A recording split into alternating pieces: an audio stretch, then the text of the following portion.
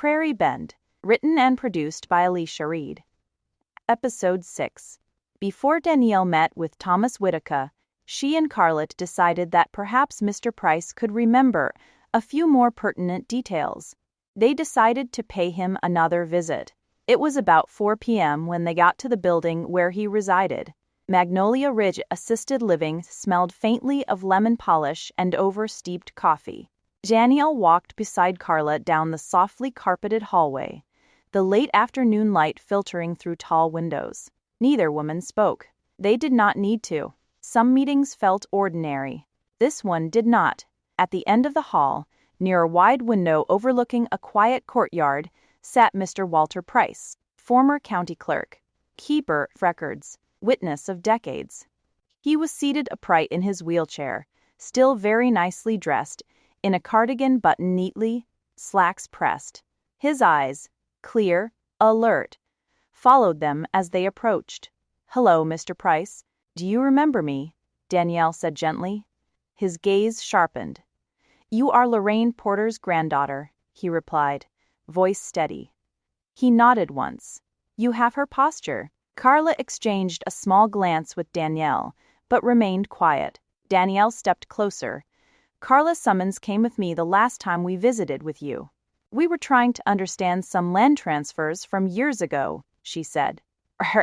"Around parcel 17. At the mention of the parcel, something flickered across his face. Not confusion. Recognition. "Corridor," he said quietly. Carla leaned in slightly. "You remember it?" Walter's lips tightened. "I remember when the paperwork changed." Daniela's heart slowed, focused. Changed how? He did not hesitate. For years, property filings came through the clerk's office straightforward. Deeds, mortgages, transfers. Then, suddenly, companies started appearing that did not exist 6 months prior. Shell companies. Danielle felt the word without saying it. They were clean on paper, Walter continued. But every filing pointed back to the same out-of-town legal group. "Prairie Horizons?" Carla asked carefully. Walter's eyes lifted to hers. They did not call themselves that back then. The room felt smaller. Danielle crouched slightly so she was eye level with him. What did they call themselves? Walter studied her for a long moment, as if measuring how much she could carry. South Meridian Holdings. Carla's breath caught quietly. Danielle stayed still. "That name stopped appearing about 12 years ago," Walter added. "Right before Prairie Horizons began. A rebrand. A clean slate. But the same structure. Are you certain?" Danielle asked. Walter's jaw set. "I signed off on enough documents to remember patterns." He tapped the armrest of his wheelchair lightly. "Land does not move quietly without coordination. Not in a town this size." Silence settled between them. Outside the Magnolia Ridge windows, the sky was turning that deep Texas gold that came before dusk. Danielle felt something shift inside her. This was not suspicion anymore. It was continuity. "Mr. Price," she said softly, "why did not anyone stop it?" He looked past her for a moment. Not lost, just thinking. "Because nothing they did was illegal," he said. "They did not steal land." He returned his gaze to Danielle. "They made people tired." The words landed heavy. "Pressure. Taxes. Repairs. Buyouts. Waiting. They built fatigue into the system," Carla murmured. Walter nodded slowly. "And fatigue," he said, "is quieter than force." Danielle stood slowly. "Do you think they are still using the same structure?" Walter's eyes hardened. "If they are moving again," he said, "it will not look like the first time." Carla glanced at Danielle. "They have already changed tactics," she said. Danielle's phone vibrated in her hand. She glanced down. Unknown number. Again. She let it ring. Walter noticed. "You have stirred something," he said calmly. Danielle met his gaze. "Good." A faint smile tugged at the corner of his mouth. "Your grandmother would have said the same." Outside, dusk settled over Prairie Bend, and somewhere beneath the great magnolias outside, a black SUV engine turned over quietly. Not rushing, not panicking, just adjusting. Danielle slipped her phone into her pocket. They resurfaced the past, she said softly. Carla nodded. But now, Danielle continued, we know what we are looking at. Walter leaned back slightly, satisfied. But do not let them change the name again. The hallway lights flickered on, and in that quiet, Magnolia Ridge corner, history stopped being rumor. It became strategy. The meeting was set for Friday afternoon, not at the community hall, not at Henderson and Lowe. Prairie Horizons suggested neutral ground, the private dining room at the only hotel just outside Prairie Bend's city limits. Danielle noticed that detail, outside the city limits, meant fewer familiar faces, fewer ears. She wore a navy dress, simple and sharp, nothing flashy, nothing apologetic. Reggie offered to come. She told him no. If I bring backup, she said, they will think I am afraid. Reggie did not argue, but he did not like it either. The hotel smelled faintly of lemon polish and quiet money. Thomas Whitaker stood when Danielle entered, mid-40s, expensive watch, confident smile that did not reach his eyes. Miss Porter, he said smoothly, I appreciate you agreeing to speak. Danielle sat without offering her hand. I appreciate clarity, she replied. A server poured water and disappeared. Whitaker folded his hands on the table. You are an intelligent woman. You understand growth is coming whether Prairie Bend is ready or not. Danielle did not blink. Growth for who? He smiled faintly. For everyone. She leaned back slightly. My grandmother was offered the same promise. Whitaker's expression barely shifted, but Danielle saw the flicker. That was a different time, he said. No, Danielle replied calmly. It was the same strategy. Silence pressed in. Whitaker opened a slim folder and slid it across the table. Inside, numbers. More money than Danielle had ever seen attached to her name. A clean buyout, immediate payout, development, partnership options. He spoke softly. This is a life-changing opportunity. Danielle studied the figures without reacting. And if I say no? Whitaker's smile thinned. Progress has a way of moving around obstacles. There it was again. Not a threat. A warning. Danielle closed the folder. You have been buying land quietly for years, she said. Jack's pressure. Shell companies. Targeted acquisitions. Whitaker did not deny it. You make that sound criminal. He leaned back. It is business. Danielle held his gaze. Not in Prairie Bend. She left the folder on the table. Outside, the Texas sun felt sharp against her skin. Her phone buzzed almost immediately. Reggie. Well? He asked. They offered, she said. Danielle looked back at the hotel doors. They are worried. Reggie was quiet for a moment. Is that good or bad? Danielle smiled faintly. That means we are not small anymore. She ended the call and drove back toward Prairie Bend, watching the familiar road stretch ahead. The meeting had answered one question. Prairie Horizons was not just circling, they were invested. And when money is invested, it rarely retreats without a fight. As she crossed the county line, Danielle felt something steady settle inside her. They had shown her the other side of the table. Now she knew exactly who she was standing against. Monday morning, Prairie Bend felt different. Not louder, not hostile, just watchful. Danielle noticed it in the way conversations paused when she entered the coffee shop, in the way Mrs. Caldwell studied her from across the street without pretending not to, in the way two unfamiliar trucks had begun idling a little too long near Parcel 17, where heads spread. She had refused Prairie Horizons, and Prairie Horizons did not like refusal. At Henderson and Lowe, Albert listened carefully as Danielle described the meeting. He was polite, she said. Measured. Never raised his voice. Albert nodded. The dangerous ones rarely do. Danielle folded her hands on the desk. He made it sound inevitable. Like I am just delaying what is already decided. Albert leaned back in his chair. They are banking on fatigue, he said. Pressure. They assume you will eventually calculate the cost of fighting and decide it is not worth it. Daniela's jaw tightened.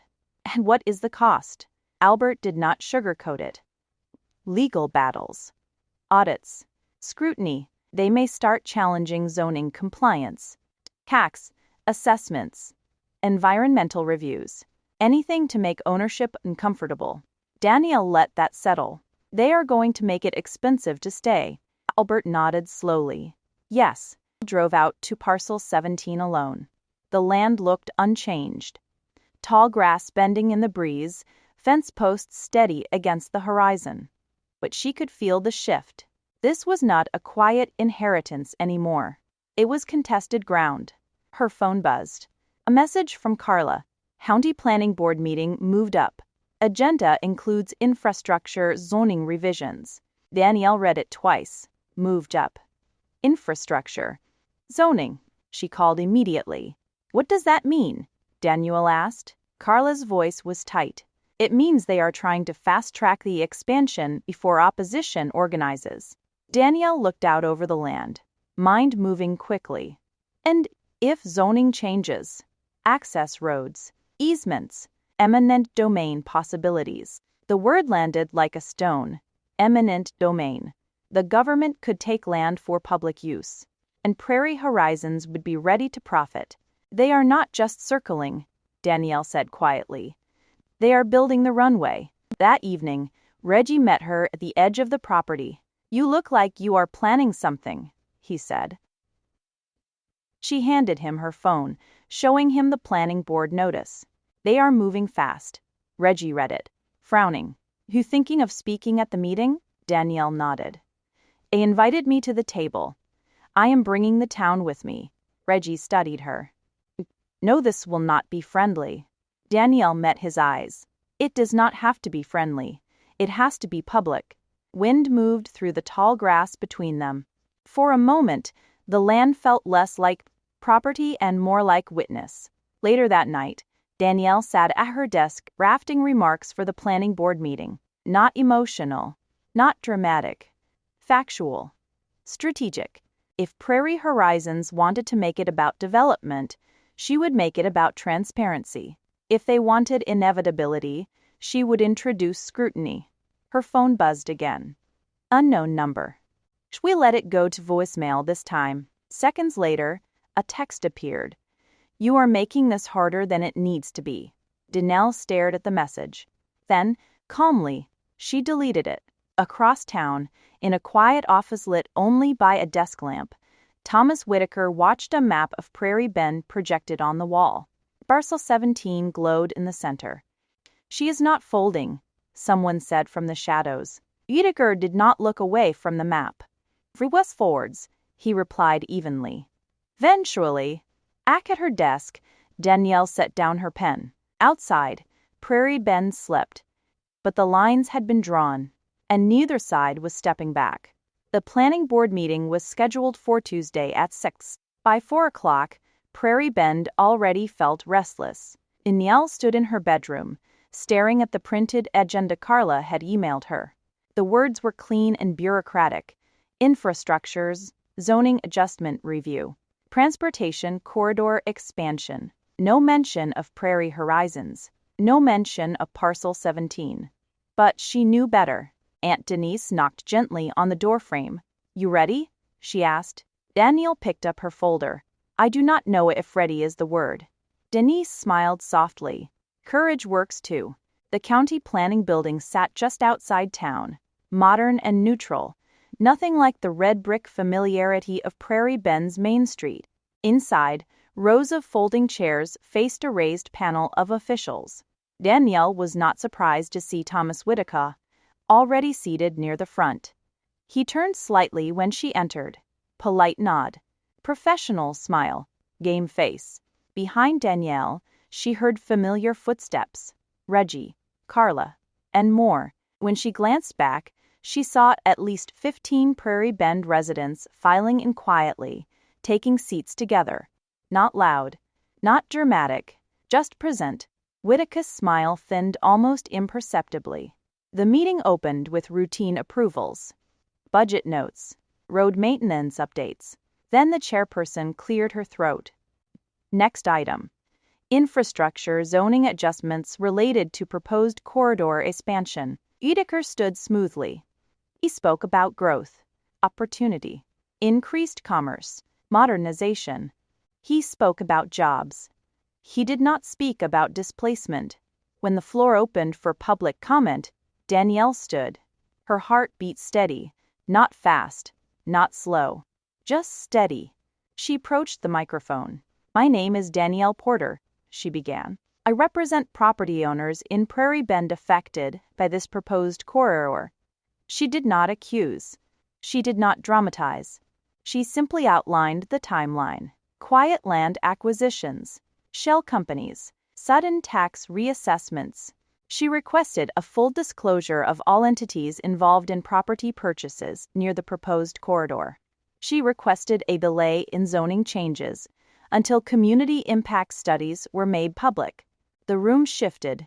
Board members exchanged glances. Whitaker watched her without blinking. Danielle finished calmly. "Development may be inevitable," she said, "but secrecy should not be." Silence followed. Not hostile, not supportive, just heavy. Then, unexpectedly, another voice rose. Mrs. Harris, elderly, steady.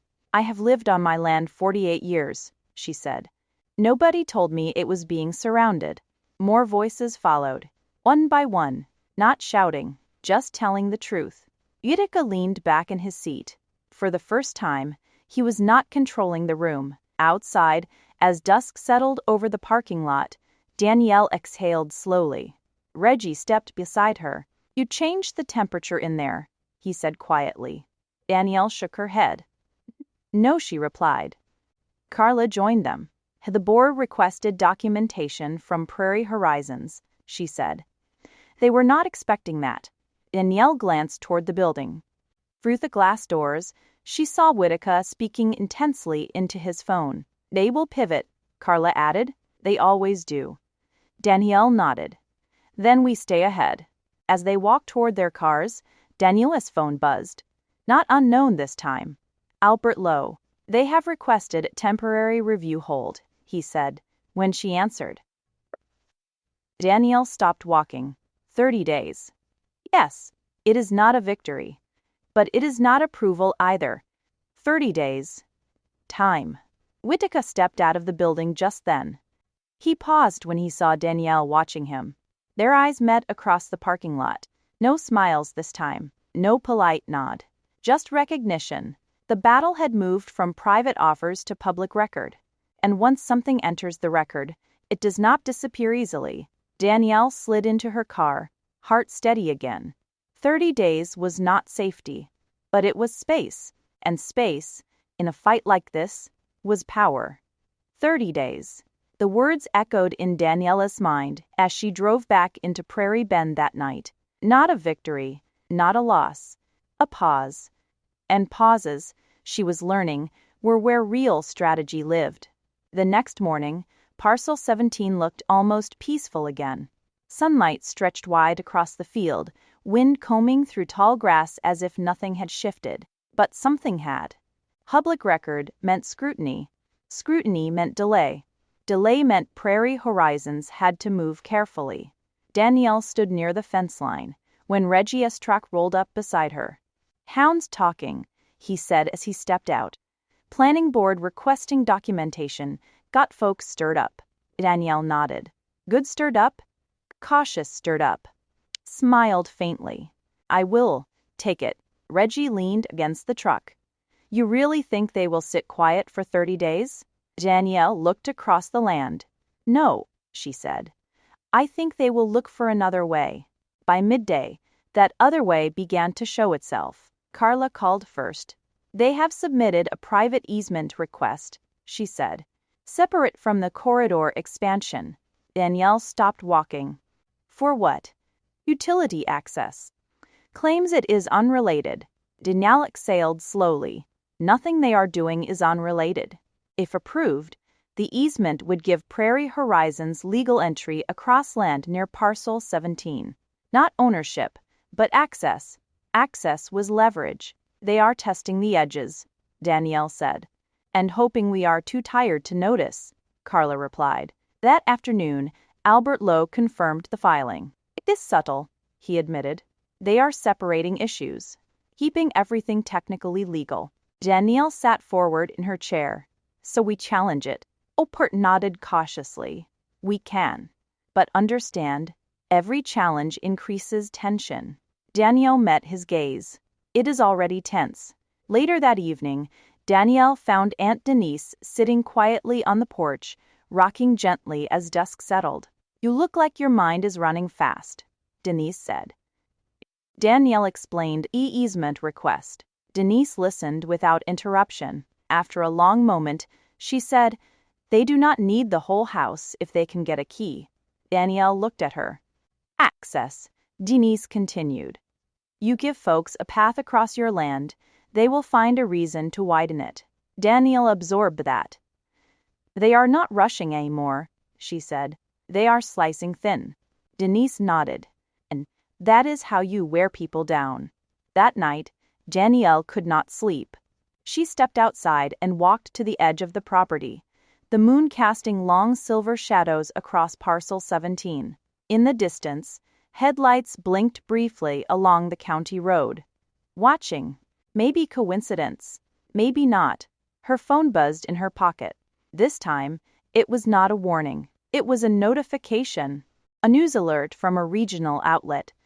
State officials considering fast-track infrastructure approval in McLennan County. Daniel's stomach tightened. Fast-track. If the state accelerated approval, the local 30-day review could be bypassed. The game had widened.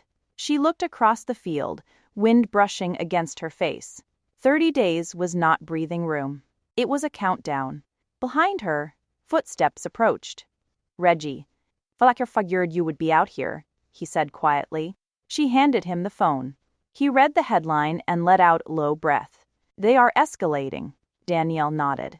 And they think we will not. Reggie looked at her carefully. You planning to? Danielle's voice was steady. Yes. He searched her face.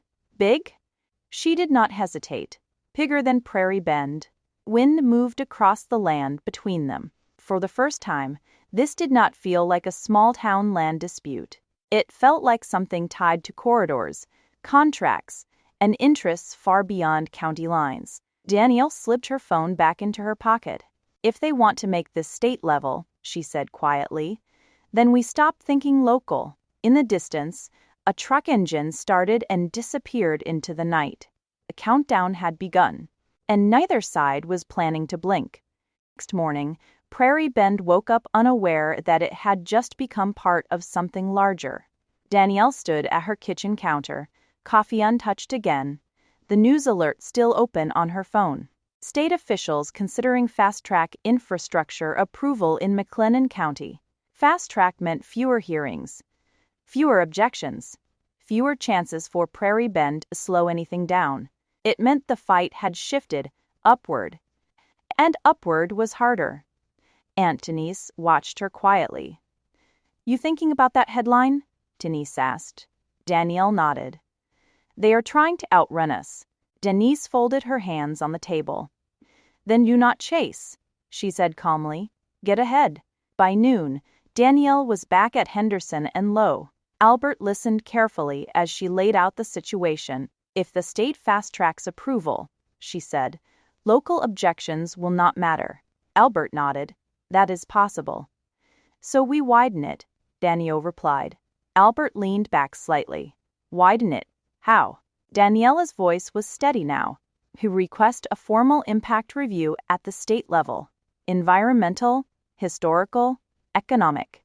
Force it into public documentation. Albert studied her. That is not a small move. Neither is eminent domain, she said. Silence settled between them. Albert finally smiled, just slightly. All right, he said. If they want to escalate, we escalate. Carla joined them later that afternoon with a stack of regional data. You're right, she said. The corridor is not just about Prairie Bend. It links into commercial shipping routes. Danielle looked at the map spread across the table. So Prairie Horizons is not betting on one town, she said. They are betting on infrastructure expansion statewide. Carla nodded. And if that is true, they have already promised access to someone higher up. The room went quiet. This was not about small-town land deals anymore. This was about investment networks, contracts, power. That evening, Danielle called a smaller meeting, this time not at the community hall, but at Henderson and Lowe. Reggie sat beside her, Carla across from them, Albert at the head of the table. We cannot outspend them, Reggie said plainly. No, Danielle agreed, but we can out-document them. She outlined the strategy. Demand state transparency hearings. File for historic land designation on portions of Parcel 17. Engage media outside Prairie Bend. Connect with neighboring communities along the proposed route. Carla raised an eyebrow. You are turning this into a coalition. Danielle nodded. If they want to make it bigger than county lines, we will too. Later that night, in a quiet office lit by a single desk lamp, Thomas Whitaker reviewed the same headline Danielle had read. He tapped his pen slowly against the desk. She is reaching upward, an associate observed. Whitaker's expression remained calm. Then we remind her how heavy upward can be. He made a call. Move the easement filing forward, he said quietly, and accelerate secondary acquisitions. He ended the call and stared at the map. Parcel 17 glowed at the center. She thinks she is playing chess, he murmured. Outside, wind moved across the prairie. Back at Parcel 17, Danielle stood alone again, the night air thick and still.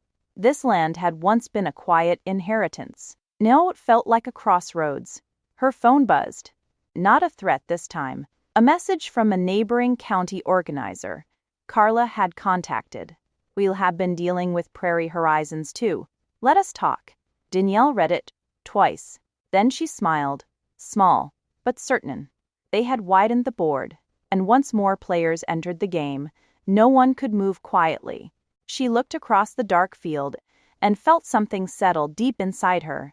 This was not just about refusing to sell. It was about refusing to be outnumbered. The wind shifted, and somewhere beyond Prairie Bend, lines were being redrawn. If the land and inheritance issues in Prairie Bend make you curious about how property ownership works in real life, I wrote a beginner-friendly guide called Protect Your Property that explains how trusts can help protect homes, land, and real estate. You can find the link in the description below. Thank you for watching Prairie Bend, and I will see you in the next episode.